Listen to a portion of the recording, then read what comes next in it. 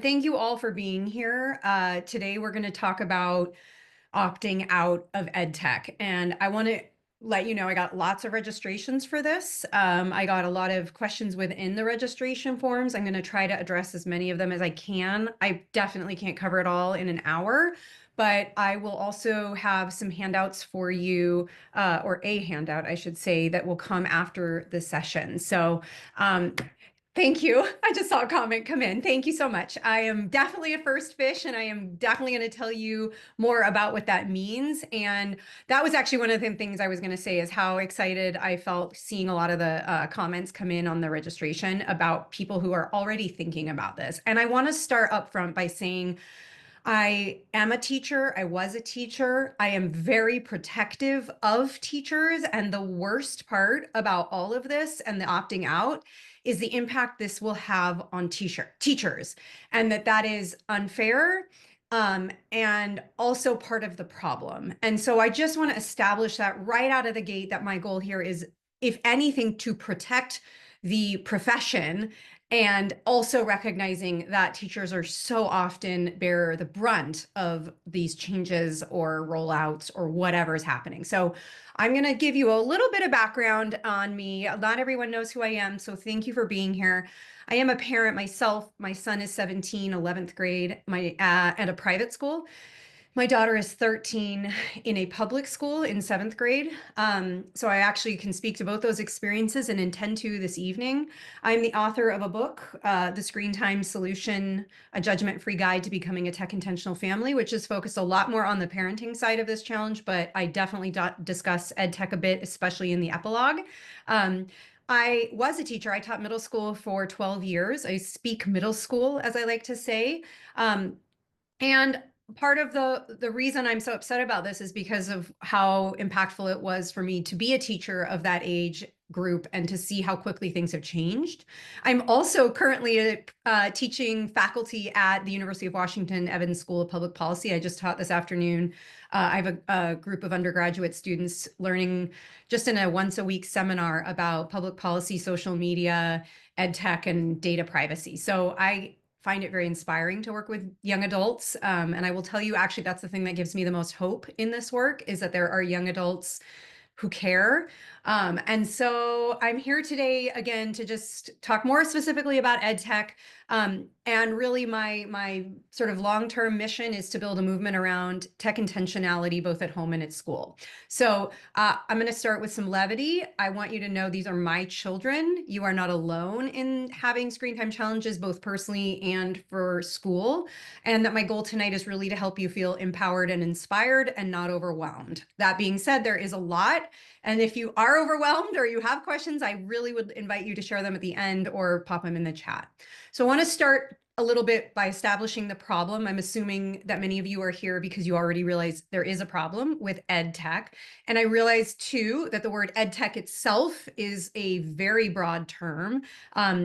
My definition of it is really anything that is digital or screen-based or internet connected that has anything to do with the educational environment, whether that is registration forms, transportation platforms, learning management systems, all the way to the devices themselves, the products that children are using and the apps that they're engaging with, or the tools that teachers are being expected and required to use as well. AI also falls into EdTech, or can. So it's a huge, huge thing. I am synthesizing almost all of that into just EdTech. There are probably occasionally exceptions, but just for clarity, that it's more than just simply the iPad that a child has. And we'll talk a little bit more about that.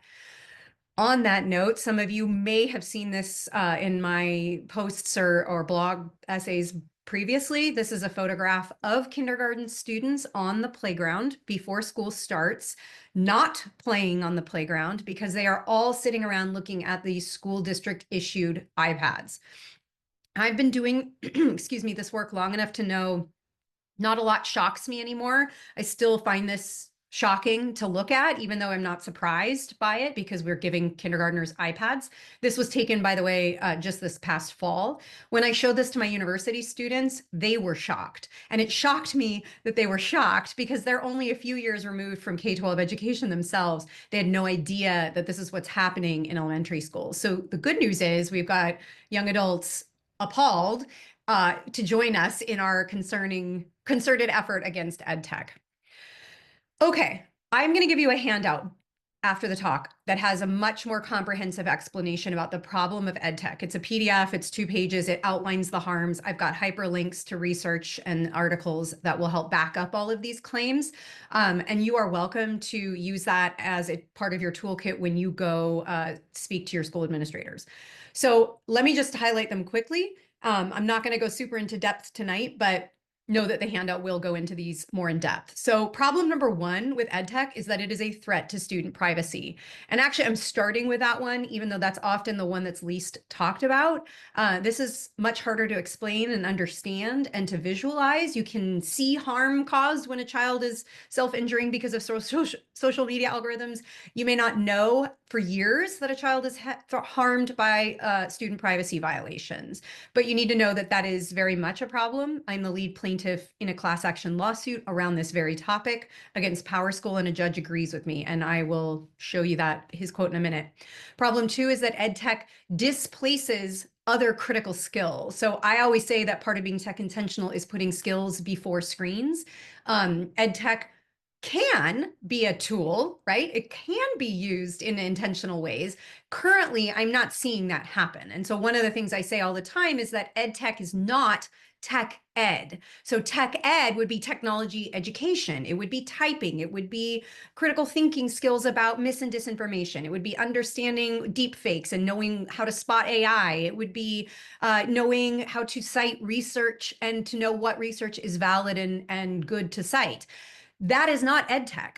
EdTech is taking what has always existed in schools, reading, writing, math, and putting it onto a screen because we can, right? So we're talking about pedagogy versus, the hardware itself. So anyway, that is another big one, is EdTech is displacing other critical skills. It could also be tied into problem 3, which is that EdTech tools do not improve learning outcomes. So this is the efficacy argument that we are hearing a lot more about, and it's good that we're hearing about this, but this is often where people start and where they stop when they come to the argument about EdTech, that it harms learning. It's not good for learning. That is 100% true. Okay, not 100%, 99% true most of the time, but we need to go beyond just it's not good for learning. There's actually some pretty other more serious, scary, significant harms like the data privacy stuff. And finally, EdTech harms teachers and threatens teaching. The EdTech industry has made no secret of wanting to displace teachers themselves with technology. In fact, they have this idea of teachers moving from sage on the stage to guide on the side. And we are seeing that unfold already. I mean, even personally, my daughter's 7th grade English class has 36 students in it. And rather than offering the teacher support for this excessively large class, they've told her to use AI to assess her students' writing. So again, pushing her to guide on the side and let the AI do the grading. And there's all kinds of reasons why I have problems with that, and we all should have problems with that. So more will come in the handout for that. Next, as I mentioned, there's more than one question to ask about EdTech. These are the 3 that I think are the most important and certainly are a starting point for you as you go and advocate for your children and your schools to make different choices. So number 1 is it effective? Number 2, is it safe? And number 3, is it legal? And you need to know that currently the answer to all 3 of these questions is no. No, it is not effective. No, it is not safe. And no, it is not legal. And this is really hard because you are probably hearing from your schools or even your teachers, and certainly from the tech industry itself, that this is revolutionizing education. This is 21st century skills. This is what children need to be successful in the future. If they don't learn it now, they'll never understand it, that they need it to be participants in standardized testing.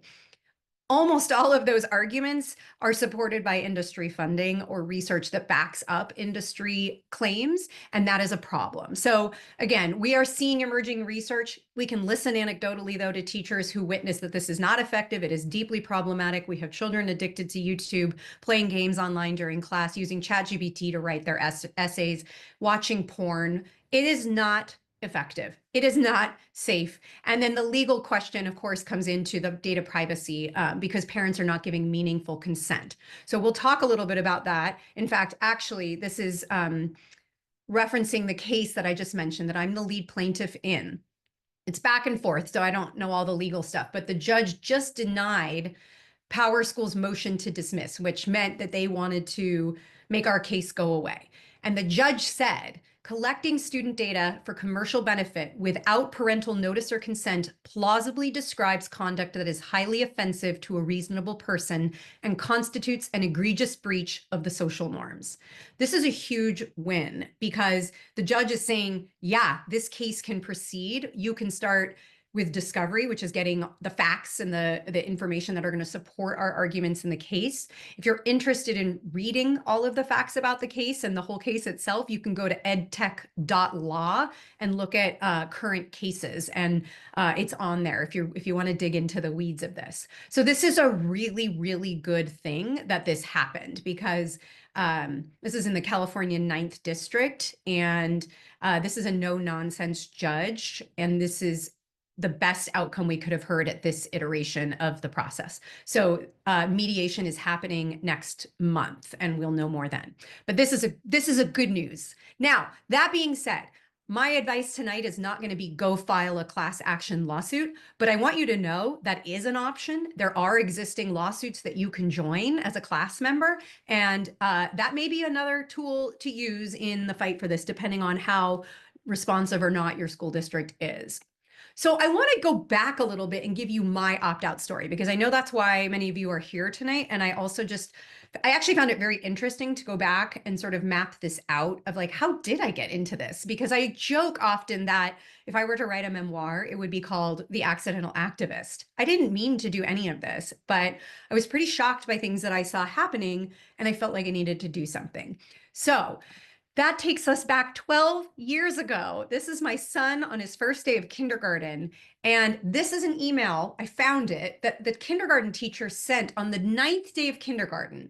And the highlighted part says, we're going to try to log in at the tech lab tomorrow, which is a challenge for these young techies. So if you're able to put in 15 minutes practicing this tonight, we want you to help the kids learn Control, Alt, Delete. That is involving pushing, 3 keys all at the same time so that they could prompt with their username and password to log in to the standardized testing portal for standardized testing in kindergarten. Now, I have opinions about standardized testing. I have opinions about doing that in kindergarten. The part that struck me was my son doesn't even know how to write his name, and you are asking me to teach him how to do Control, Alt, Delete. Little did I know 12 years ago that would become my tech intentional pillar of skills before screens. This does not make any sense from a developmental standpoint, and this was 12 years ago. So that was my first toe dip. A few years later, in 2019, my son starts middle school. 2019 is the year that the Amplify curriculum was adopted by Seattle Public School District.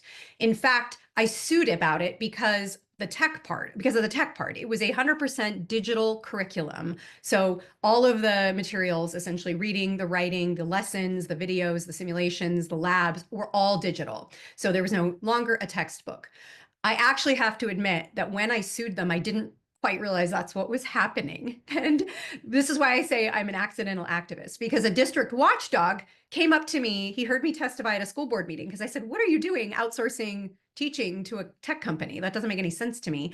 He came up to me and he's like, would you like to file an appeal? And I thought, oh, that sounds so nice. Like, let's appeal to their better nature. So I said yes. And then I realized it meant I was suing them. But I've actually sued them, I think, at least one more time. And I tried to recall the board once. So apparently it was the beginning of a trend for me or, at least a strategy for me to fight back. I decided if I was going to sue about this curriculum, I had to also opt my son out of the digital component of it, because again, walking my walk and talking my talk is very important to my integrity. So I sent an email to the school. Again, I don't know if you can read this, but the gist of it was, I'm working really hard to fight for all students in the district. I really think this is an important piece to talk about, because oftentimes teachers will chafe when you come in pistols blazing to talk about your one child. And you are 100% right to do this and have all of the reason to want to fight for your child. I would say, just as a pro tip, it is better and more effective and more likely to land on receptive ears if you make this about all the children, that this is better for all children, because it is. So I drafted this letter, I sent it to the teacher, I acknowledged I didn't want to make more work for her. I sent paper copies of the letter with my son to give to all of his teachers. And I also decided that I was going to opt him out of standardized testing this year. Well, this was fall of 2019. We all know what happened spring of 2020. So remote learning. This is my son on his computer. And I want to talk about this because now obviously everything is shifted online. It was sort of like opting out at this point was, how does one even do that? But here's what was super interesting. In order to receive a laptop from the district for remote learning, we were told you have to consent to the terms and conditions, the user agreement for the district. When I realized, I said no, because I didn't agree to them. And I also didn't know what that was going to mean, and that all of the burden was going to go back on students who misuse devices, et cetera, et cetera. So I realized that I could not check the box, but I was still given a laptop. But when we went home to log in for that remote learning, it wouldn't even let us into the computer without him clicking I consent. And I was like, well, no, because I just said that we weren't going to do it. Now we can't use this computer. And so we decided to provide him with his own laptop, which is completely inequitable.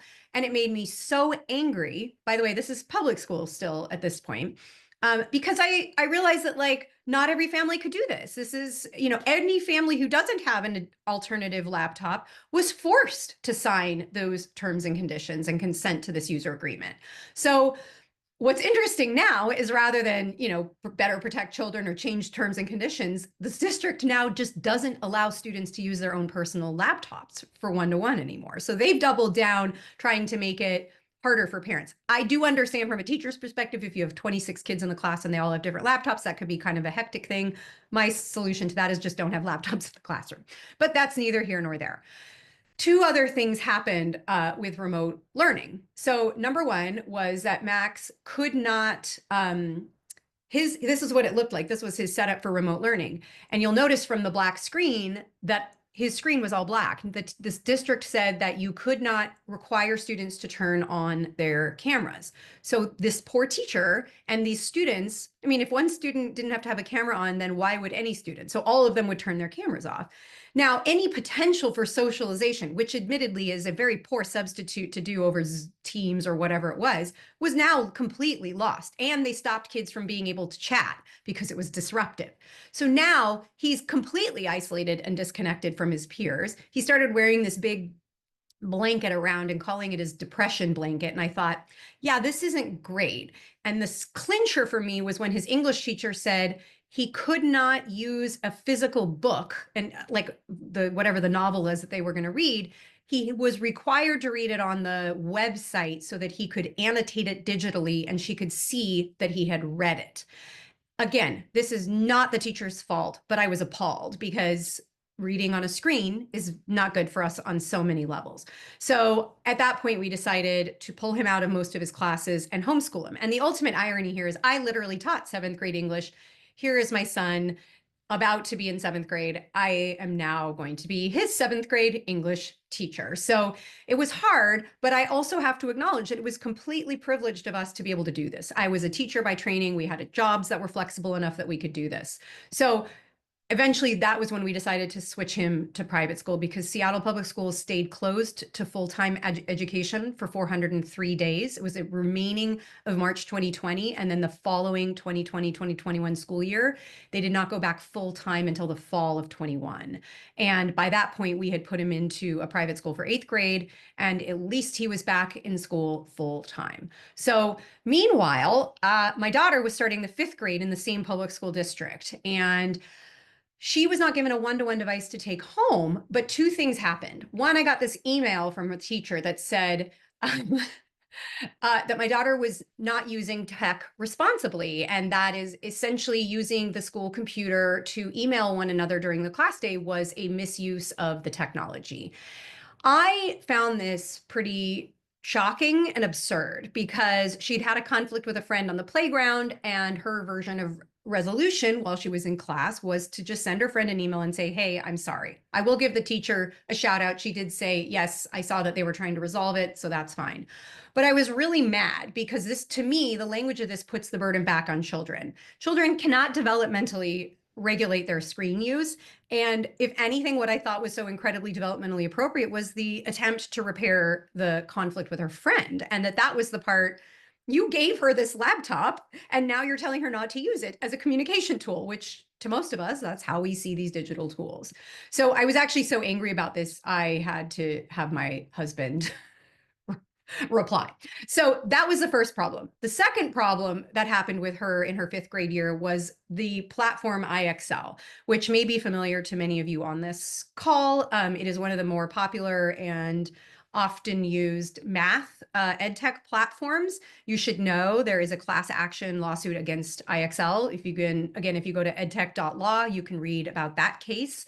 But the thing, again, I didn't know that that was coming several years later, but the IXL leaderboard was the part that really caught my attention, which my daughter was telling me, well, yeah, we do this IXL game in class, and then on the board, the smarts board, the teacher can project the students' rankings. So how many points they'd earned in the game can now be ranked against each other in the class. And they have, literally a leaderboard that can change in real time. Well, I mean, put aside the fact that I find it absolutely appalling to put 5th graders against each other publicly like this for math. I mean, I just so many issues with that. But I found out that the IXL leaderboard not only could rank kids by their points earned, but by the amount of time they spent in the game.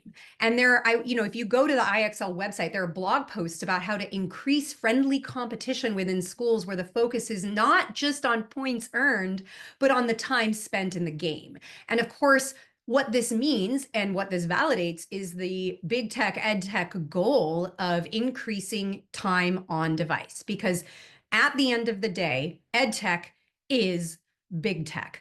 Instagram and IXL operate under the exact same business model, that the amount of time that users spend within engaging with the product leads to more dollar signs for the company. And so this to me was pretty shocking, also upsetting, and just didn't make any sense. And again, this is pre-one-to-one device. She did not even have a device that she took home. Okay, so the following year, my daughter enters middle school. She's a 6th grader. Every day, she's lugging this heavy, crappy computer back and forth to school. I didn't opt her out, in part because I was curious to see what would happen. Maybe that's not so nice to my daughter, but she was willing. And one of the important things too, I think, in this is that I have been upfront with my kids about this from the beginning. So they've known what the decisions are that we're making. They've been a part of the conversations. None of this was sprung on them. Here's what happened. Within a few weeks of school starting, Sylvie started complaining of headaches. And I don't mean occasionally, I mean every single day after school. And part of the reason I really realized it was happening so frequently was how much children's Advil we were going through. And I was like, this doesn't seem good. So I took her to the pediatrician. The pediatrician said, Al, I think you need to go and get her eyes checked. The eye doctor said, yeah, I can give her some glasses for near work. But actually what this did was it reminded me of something really important that I learned back in 2014 when my family was in a car accident and I had a brain injury. And it's the reason I wear glasses. Well, now I need them because I'm older, but this was, 12 years ago. And at the time, I didn't need glasses at all. But in order for my eyes to work together and not get fatigued, I needed glasses to help retrain them. And what I learned from that experience was that vision is not an eyeball problem. Vision is nothing to do with my eyeballs, or at least not just that part of it. Vision is how your brain processes what you see. So my eye issue was actually a brain issue. And that to me was like, wait a minute. If it's an eye issue, if it's a brain issue affecting my eyes and my doctor is telling me to get off screens, why are we giving these screens to kids? That was in 2014. So my daughter's headaches triggered for me this memory of, oh my God, what are we doing? Like her headaches are completely related to her time on screens.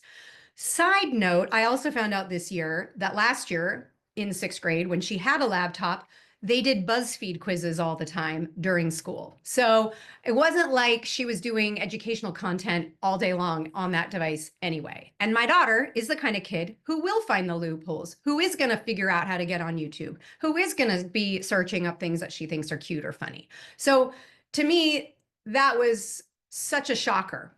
Flash forward to spring of 24. So this is the end of last year, her year. I was like, you know what? I'm going to start exploring my options for opting her out of the one-to-one. I'm going to start there. And I emailed with the school district to ask what my options were. I emailed with the school principal and the guidance counselor. And then I found this form on the district website and it said internet opt-out form. And it was like, basically, I'm just going to opt my kid out of all of the internet. And you can see in the copy of that I sent, I added, this includes the school issued laptop because it was internet connected. And I thought, oh, this is great. This is just solving all my problems. All I have to do is fill out this form. Well, first, fun fact, guess when this form and these policies that were around it were last updated? 2011. 2011 is the year my daughter was born. I will also note that this form was not updated even during COVID and remote learning. So for 13 years, this form sat on the website. I assume only a handful of parents ever found it or did anything with it. But unfortunately, when I sent this to the district, they said, oh, we don't offer that anymore. It's no longer available. And lo and behold, as soon as I sent it in, it disappeared from the website. So I decided, fine, I need to do this the more hard, challenging way. And I tried also, I met with the school principal. I will tell you this right now too. I am incredibly lucky to have a school principal who is supportive. That is 90% of why I'm able to do what I'm able to do. So I recognize if you don't have a cooperative principal, this is a much harder ask. But she's also scared and doesn't want to get fired and has to be really careful about what she says to me and asked that I just make sure that I clear everything I'm doing with the district. I tried all summer from like May, a year ago. I spent May, June, July, and August emailing the district. I was ping-ponged around all summer long to numerous administrators. I could not get a clear answer. In fact, I think I was directed to 11 different people over the course of these months. So I decided, well, I tried. It's not that I haven't put in a good faith effort. I wrote a letter then that my daughter, on the first day of school, when they were going to hand out the laptops, would just say, no, thank you. And if I gave the teachers and the principal knew, counselor knew that I was going to do this, so that they must have warned her teachers or given them a heads up. And I drafted emails to all of her teachers so they knew what we were planning and why. So this was on the first day of school. I have sent this email to all of her teachers. I get this email back from the district, finally, the first day of school. So since May, I've been trying to contact them. I'm not going to read all this, but the TLDR is that they said to me, all students are, quote, required to use one-to-one devices, that no opt-out is allowed, and that I am required as a parent and as a child to sign the network use agreement.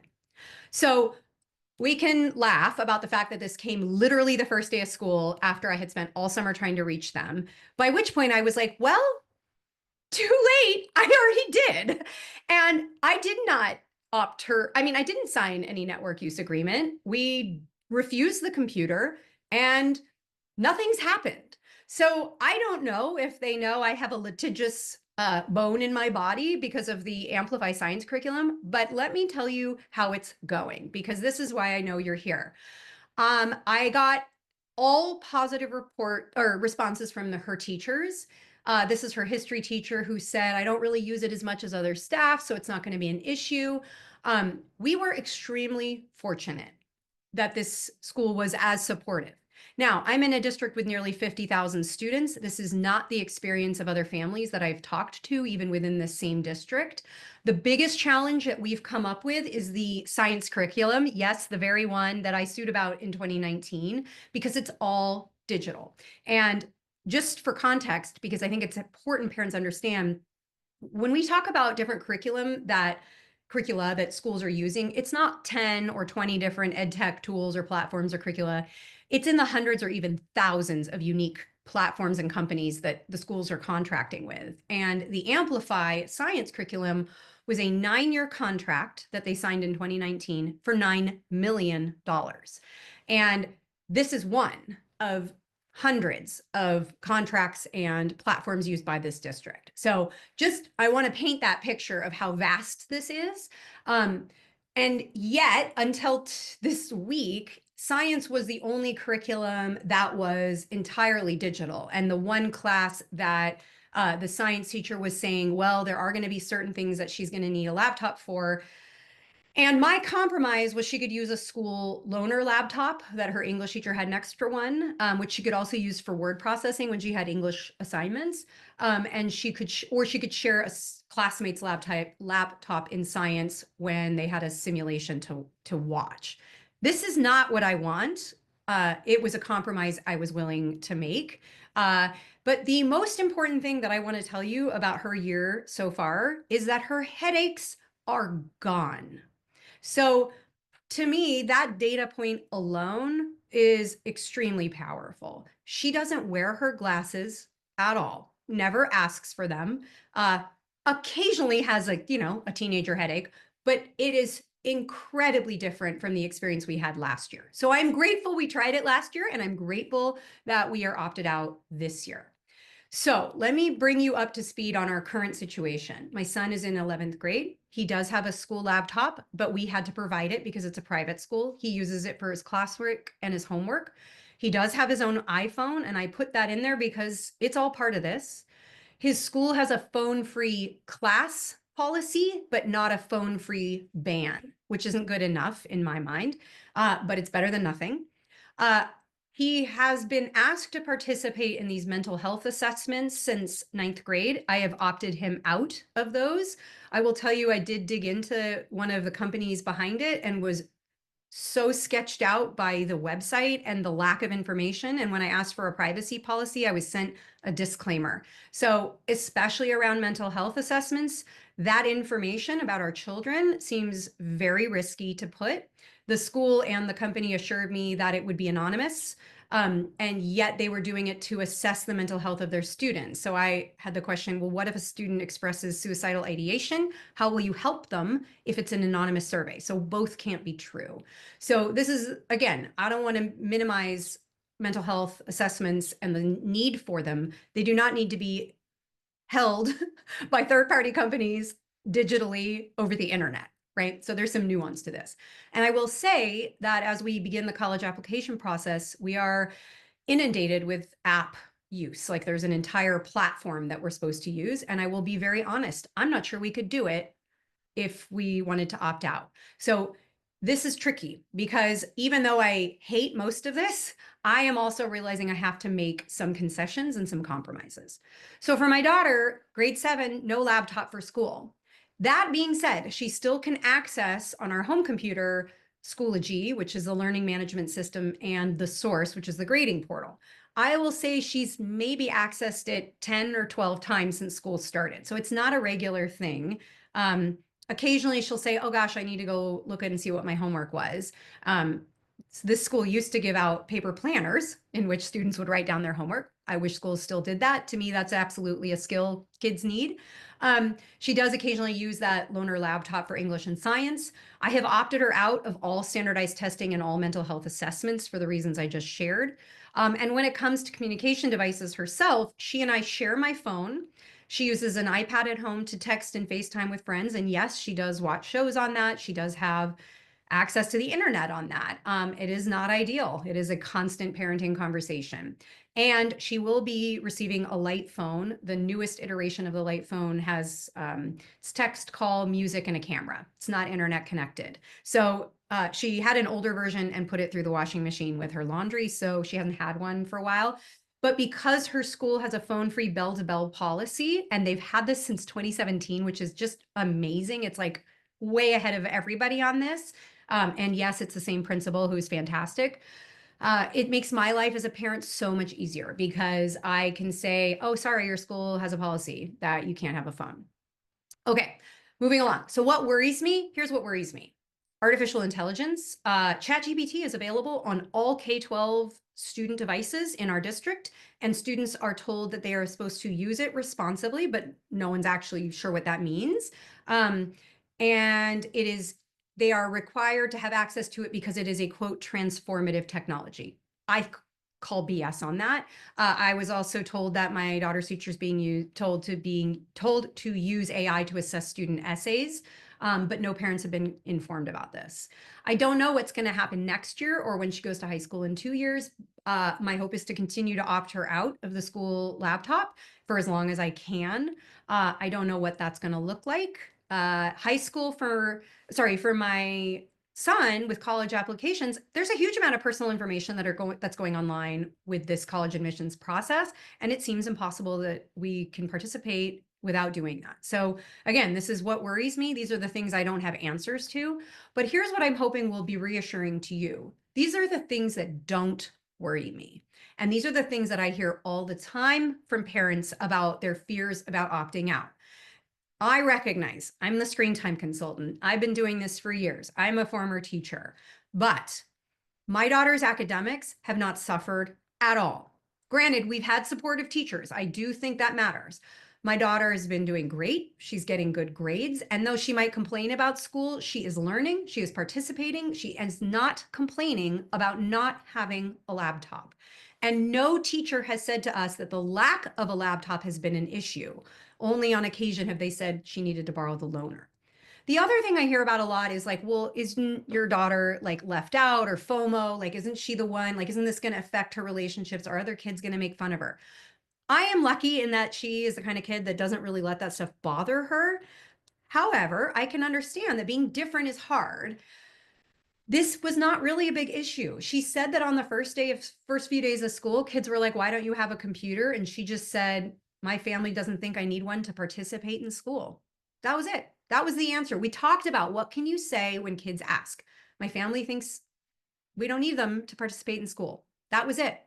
And it was more curiosity and occasionally jealousy. Like, why do you not have to have one?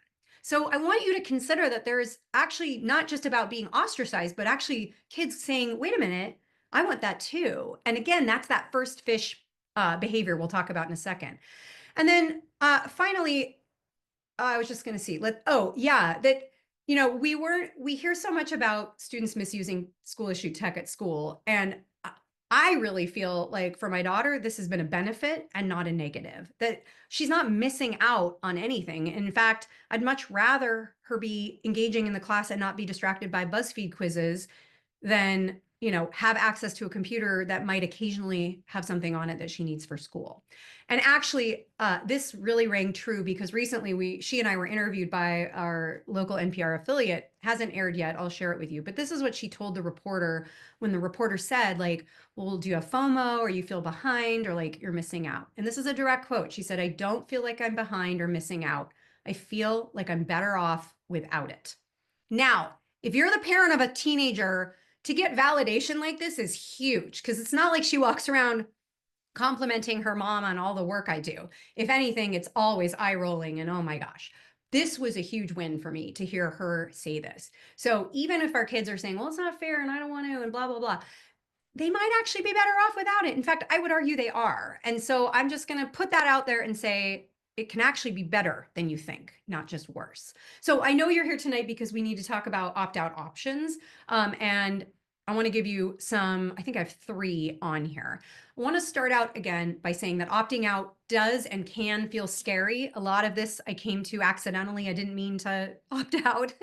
um, and I also want to say up front too, I am really okay with technology use in school.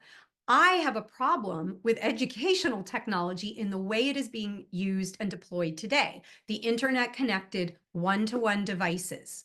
If you had a computer lab that was hardwired, led by a teacher who could teach technology education, research skills, that makes perfect sense to me. Those are the things our children need to thrive in a digital world. They do not need iPads in kindergarten. And so that to me is what I would like to see. And that's what I'm fighting for. So the other thing is there's a financial argument here too, that this is a lot cheaper to go back to a model of a computer lab, right? Or a laptop cart with a designated teacher, because if you have thousands of laptops that have thousands of license fees and renewals and hardware and software and all this stuff, that is piling up, not to mention the e-waste that comes because they use low quality machines. So opting out of EdTech can mean a few different things. And I will say too, that depending on where you live, different families may face different jurisdictional obstacles. There are some states that don't allow you to opt out of state testing. In that case, I actually do need you to contact the EdTech Law Center to find out what your options are. And it is sadly true that if you wanted to just try to leave this all behind and find a school that doesn't have any of this, it's hard to find a school that does not use any technology, but there are schools that use it more intentionally than others. And so I would like you to think about, it's not all or nothing. It would be great if we could find a better middle ground. So let's talk about the 3 options and then plus 1. So here's a starting point. Option number 1 is like what we did. We started here. We started with opting out of testing. If the state testing is not an opt-out option for you, which it may not be, I wonder if the mental health assessments might be. Those are in some ways, I would say, more risky and more troubling to have young children participating in them. So that would be option 1, is just to start with that. Option 2 is to just do what we're doing now, which is the one-to-one device. And again, even though I've been doing this for years, it was not until this year that we opted out of the school laptop. And I will tell you that Sylvie's friends, parents know what I do, know what I talk about, and none of them have opted out. I am definitely a lone fish at this school, but I've had other parents from my district find out about what I'm doing and message me. So we have this slow growing group around the district.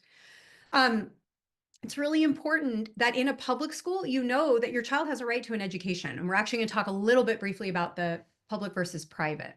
And then finally, number 3 is to opt out of all EdTech products and tools. This is much more comprehensive and challenging. And actually, I'm not there yet. I haven't gone that far, but if you can or do, more power to you. Please let me know how that goes. I also don't want to be antagonistic and have you walk into schools and threaten lawsuits. There are times where that is actually going to have to be the tool you use. I keep mentioning EdTech Law Center. They are a contingency law firm, which means they will talk to you for free and they will not charge you any money, even if you file a lawsuit, until and unless you win. So they are incredibly nice. They are my friends. They already have 8 cases on file and they only opened a year and a half ago. So they are representing me in the class action lawsuit against Power School, but there are several other lawsuits happening as well. I cannot recommend them enough. They are just the most lovely people and are here to help. So I want you to think tonight about where you can start, because this is a whole lot of information in a short period of time. And here are sort of 3 things that I invite you to start with. Number 1 is knowing what's in your kid's backpack. Do they have a Chromebook? Do they have an iPad? Open it up, log in, see what's happening, see what they have access to. Number 1, see if they have access to YouTube. And number 2, find out if it's ChatGPT. It's really important to know that Chromebooks are a Google product, right? And Google owns YouTube. So a Chromebook is not actually a computer. It's just an internet browser. It's access to the internet. By itself, the Chromebook really just doesn't have a purpose except to connect to the internet. So Chromebooks are hugely problematic. And if you would like to file a lawsuit, there's one. I don't know if there is one yet, but I would not be surprised if there's one coming. Number two, we have to build and grow relationships. All of this is about relationships. And I do not want to start by burning bridges. If you have a good relationship with your teacher or a principal or a guidance counselor, start there. Ask for a meeting. Say, I just want to ask some questions. I'm curious about this. I don't understand. Don't go in defensive. Don't go in attacking. Just start by asking questions. And that's the third part of this, which is starting to counter the narrative that children need this. This is 21st century skills. This is good. I am so tired of having to justify why this is bad when schools haven't been able to justify why it's good. The research says the opposite. And I would really like, and I did this today, I emailed the district today because they are now about to adopt a K-5 curriculum, an English reading and writing language and literacy program. And they said they are recruiting parents for a task force to review digital options. They're not even looking at analog ones. The assumption is that the K-5 literacy program will be digital. I fundamentally object to that. All the research says that the opposite should be happening. So we need to ask for that research. We need to say, how are you making these decisions? How are you informing this choice to not even consider a non-digital option? Because the research is there that says otherwise. So again, asking with a nice and kind and respectful way. The other thing I threw into this talk that I'm gonna click to in a second is I want to give you some prompts of things you can actually say or ask, because I get that question a lot. Like, I don't even know how to ask. If you haven't already downloaded my toolkit on the website, it's called the Unplug EdTech Toolkit. I'll pop it in the chat at the end if I can remember. It's free, and I have a whole list of questions in there. I have letter templates for you that you can use to write emails. But I didn't have this in it, and I may add it. But here's a couple of prompts that I would really invite you to think about using. So it could say things like, tell me more about the school's decision to provide iPads to first graders. That's not threatening. That's not critical. You want to understand it. Our child isn't allowed to have access to YouTube at home. Can you help me understand why he needs it for schoolwork? YouTube is social media. YouTube is owned by Google. YouTube is algorithmically driven and full of incredibly inappropriate, harmful, and dangerous content for children. They shouldn't be on it, period. And YouTube Kids is not any safer. Unfortunately, if your kid has a Chromebook, they have YouTube. You could talk about the data breaches that have happened. And there have been, I think, 40 or 50 lawsuits since the Power School data breach in December. And we filed our lawsuit back in May. So we predicted that this was going to happen. It happened. It's going to happen again. But we could say, I'm concerned about the recent news of data breaches, and I don't feel comfortable with my child taking an online mental health survey, right? I'm worried about where that data is going to go. What are my options? Can you help me, reassure me? If they say it's private, you need to ask for the privacy policy. You need to say, show me. AI. I hear our schools implementing AI tools. What research are you relying on to make this decision? You know, the research has to be independent. It has to be not industry funded. And unfortunately, so many of these institutions that once were highly reputable, like the American Academy of Pediatrics and the American Psychological Association and Common Sense Media, are deeply, deeply problematic now because of their ties to big tech. And I am going to plug someone else's book here, which is Richard Fried's Better Than Real Life. He will walk you through all of the ways that those institutions have now become a huge part of the problem. And he talks a lot about, there's just a lot of excellent stuff in this book. So highly recommended as well. Our family's uncomfortable with internet devices. Our child won't be using a Chromebook this year. How can we support our teachers? Do you hear that? We're not asking for permission to not use it. We're saying we're not using it. We refuse it. I mean, kind of like my situation. The district said I couldn't, and I did it anyway. Like, what's going to happen? I mean, are they going to march our kid out of school? We'll talk about that, though, because it is different for public versus private. So some schools, well, let's look at these. So my child has a right to an education. This is enshrined both at the state and the federal level. If I refuse the one-to-one or standardized testing, are you telling me my child cannot attend school? This is a very good question to ask because your child has a right to go to school. We have a right as parents under FERPA to see data collected. Where can we access that information? Spoiler alert, can't find it, not easily accessible. If they say it is, I would be shocked. You can say, my child will not be using a school issued device next year. How can we support the teachers? Oh, I already said that. The other thing that's come up is some people are telling me that the schools are saying they have to get an IEP or a 504 for their child to get their child off a school device. I find that extremely offensive for a school to suggest that, because it's wrong and it is unfair to the children who really need an IEP or a 504. I'm not saying your child doesn't need it, but if that's the only reason they want you to get it, that is not okay. And you can say, no, I'm not going to declare that my child has a learning difference in order to qualify them, for, to ask them to opt out. I would just simply say, we won't be using school issued device, period. The teacher burden is real, but many teachers are telling me they don't love this either, and they don't have the power that parents do. Parents in public school have a lot more power to change this than the teachers do, and we really need to step up and be that advocate for the teachers who know this is bad. Private school is trickier because the school can say, just leave if you don't like it. So you're going to need to lean instead on their mission, their values. We chose this school because of X. How can we help advocate? How can we advocate for more teacher-led learning? You can validate their leadership is thinking thoughtfully about child development. Can you help me understand the choice to use this in the classroom and point me to the research that helped you come to this decision? So again, do you hear the tone in this? Yeah. Okay. Oh my gosh, I have been talking a long time. I want to leave time for questions, but let me just tell you, there's actually only one thing you need, and it's this. And courage comes from the French word cœur, which means heart.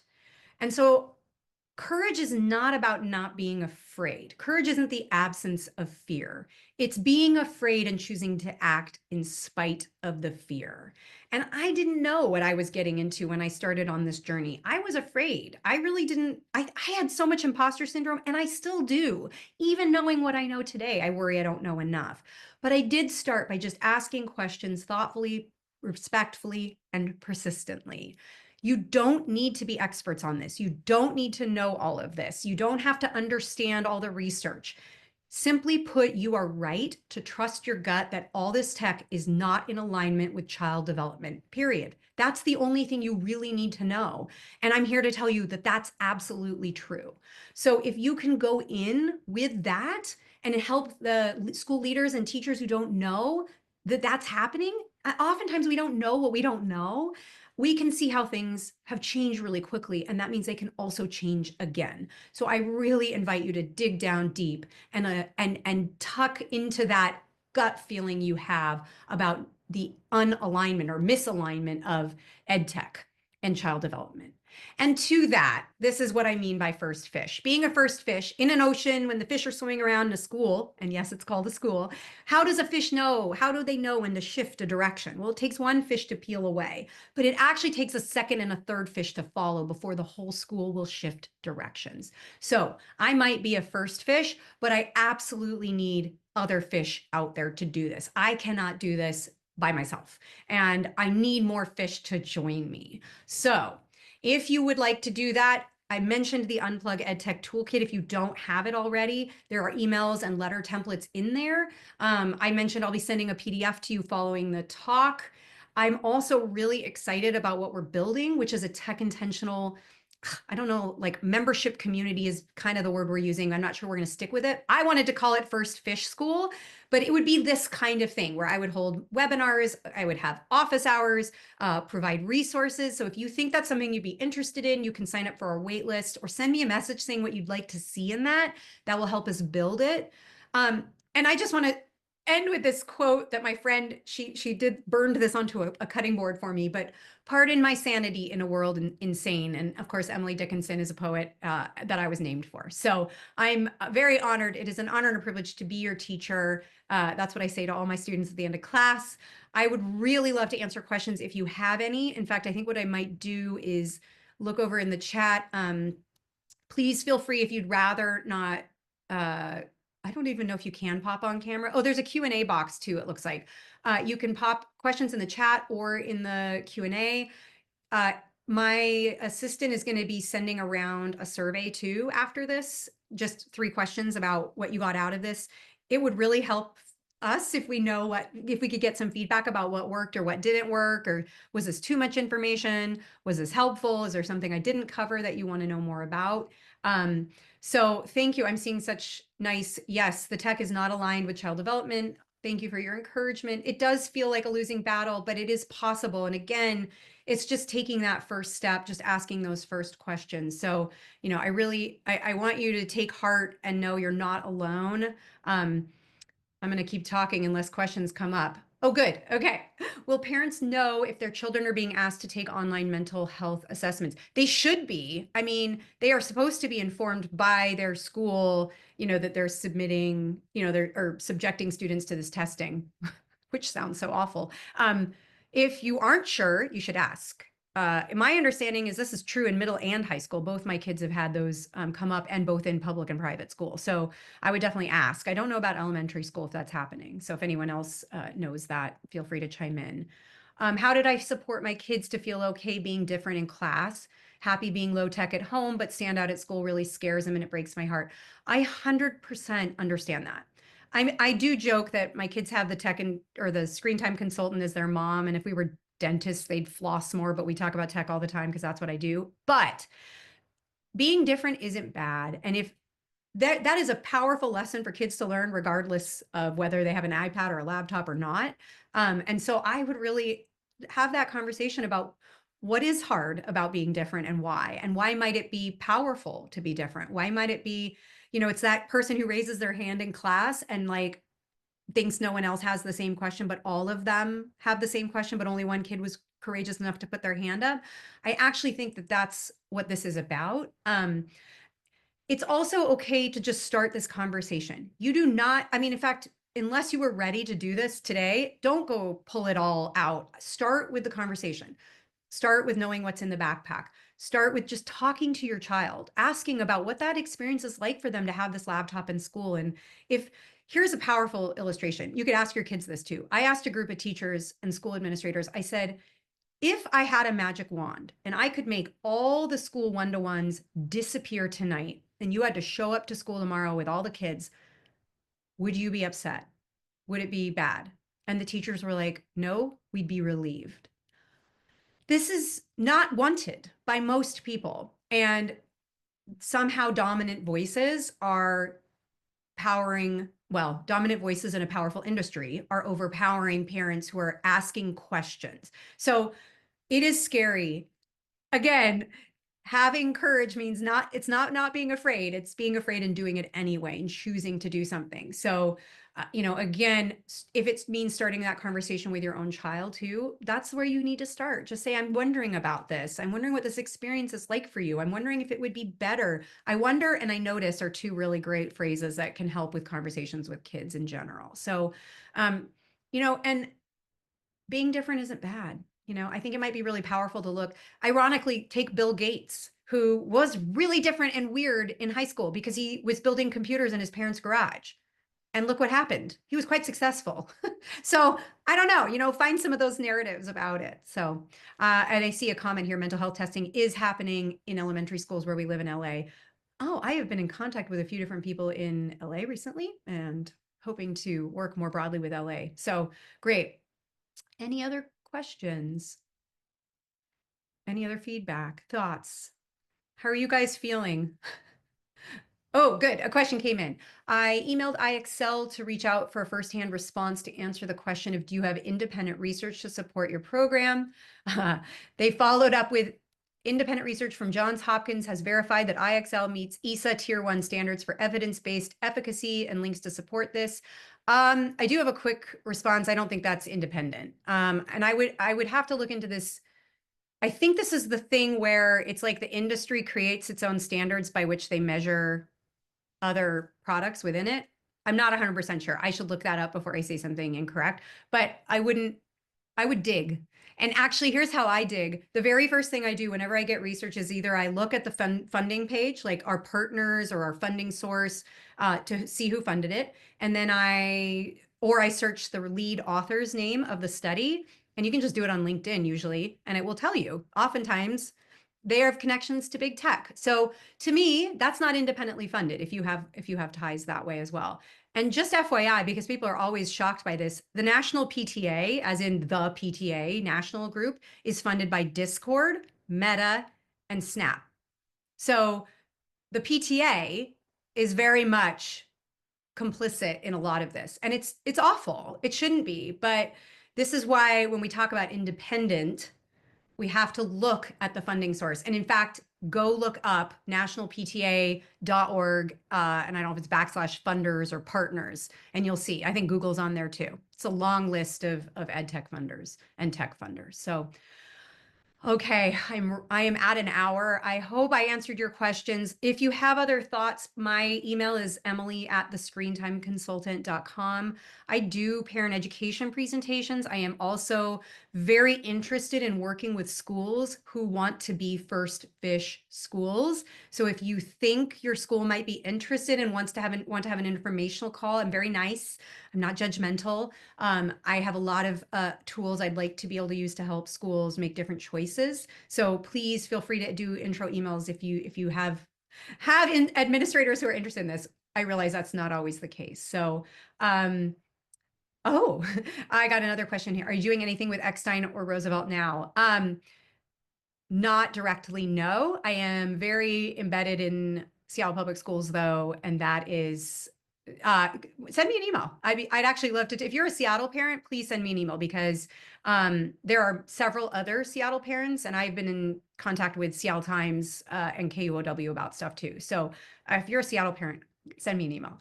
And thank you very much, you all. I really appreciate it. I appreciate you chiming in. My email here, I'll type it in here, is Emily at the, oh no, that didn't type it in there.